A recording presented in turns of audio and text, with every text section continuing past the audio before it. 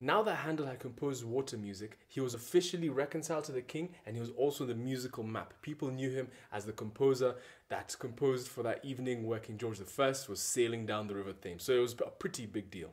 Now in the year 1723, he decided to move into 23 Brook Street, which is actually now a museum. And even more interesting enough, it is, I guess, 2 blocks down from where Jimi Hendrix, one of the most famous and iconic virtuoso guitarists of all time, would end up living. But this is obviously hundreds of years later, because 1723 is very far away from 1960. So Jimi Hendrix would end up living just 2 blocks down from him. And if you go there today, you'll see the Handel and Hendrix Museum to commemorate 2 very great musicians, but from very different eras. So in the year 1727, Handel was appointed to compose music for a new king. This is not King George I anymore, but now King George II. And so he was supposed to compose the music for his coronation.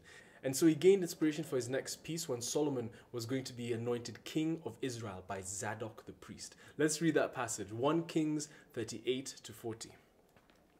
It says, "So Zadok the priest, Nathan the prophet, Benaiah son of Jehoiada, the Kerethites, the Pelehites went down and put Solomon on King David's mule and escorted him to Gihon.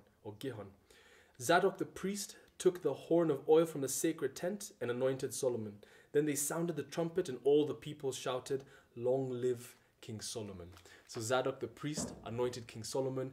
Handel found inspiration from that particular event, and so he composed a piece that has been used year after year for every single British coronation. And this piece is called Zadok the Priest. Have a listen.